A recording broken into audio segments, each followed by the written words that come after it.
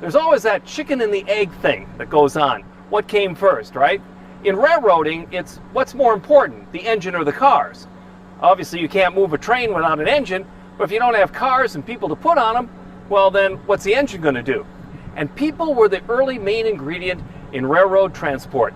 Oh, there were some mine runs and stuff like that in Europe, but really when the railroads started to come to America is when they decided that passenger service is really the niche that we can fill, because we can move more people faster and further than one horse. Let's take a look inside and see the cars, shall we? We'll start at our oldest first, the number 33. The number 33 is probably our most popular passenger coach. It certainly is the most classic heavyweight look of a coach. It also has open windows, and everybody likes that. It's like being a dog in the back of a pickup truck. Open these windows, you really get the train experience. The car was built in 1918 for the Duluth and Iron Range Railway.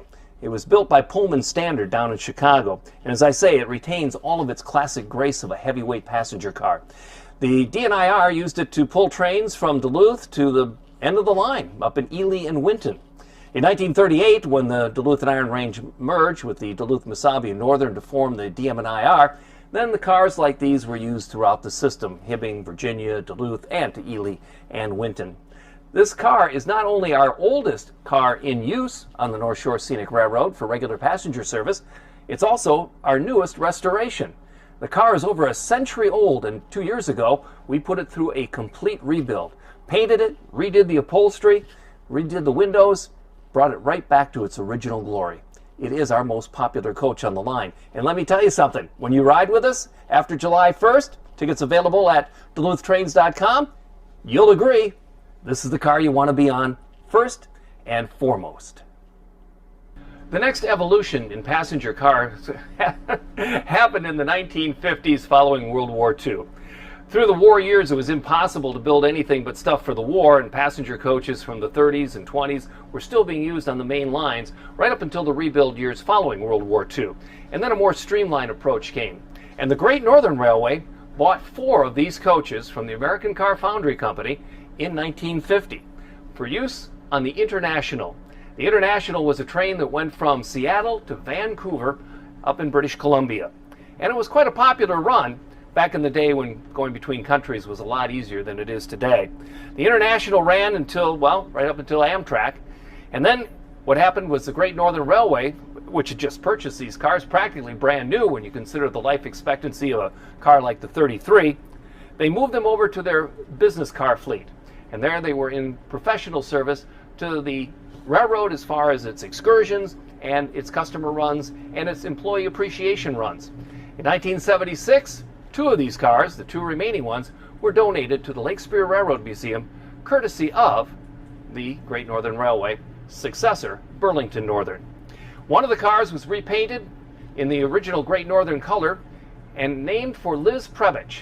Liz was a St. Louis County Commissioner who was instrumental in the forming, along with Don Shank, the St. Louis and Lake County's Regional Rail Authority, which owns the tracks that we operate on. We're indebted to all of our partners at the counties and, of course, with the state of Minnesota for making our tracks available to us. And you'll be wanting to ride on those tracks, and you might even do it in some of the newest cars on our fleet, the bi-levels. These are the newest cars in our passenger fleet. They were built by Pullman Standard for the Chicago Northwestern Railway to be used on commuter service in the Windy City of Chicago. And they were built between 1960 and 1970. And they were people movers. 161 people could fit on each car. And that meant not everybody had a window. Although some people, Dan Hanger, liked to sleep. And that was a good place to do it because no one wanted to sit next to you because there was no window. But then you have to ask yourself, on a commuter train, what are good windows anyway? I mean, whatever you saw today, you're going to see again out the window tomorrow and the day after that, and you probably saw it last week and yesterday as well. So windows weren't really important. That's why, to save money, the Chicago Northwestern originally had all the windows tinted green so that they could skimp on the air conditioning. That's fine for a commuter train, but how about a tourist railroad? Dark tinted green windows just didn't make it. So we switched them all out to clear plastic windows. We really don't have an air conditioning problem up here running along the shore of Lake Superior. 161 people, kids like them because they can get in the upper level. And as I said, these were originally bought by the Chicago Northwestern Railway.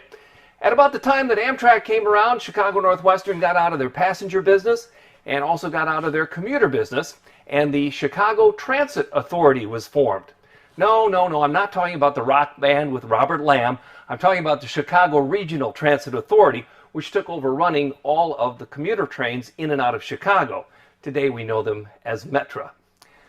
If these cars could talk, the stories they would tell.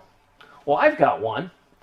Back when I was in 7th grade, the Chicago Northwestern Railway used to run excursions from central Wisconsin down to the Windy City for school groups. We'd see the Science and Industry Museum, the Shedd Aquarium, the Art Institute.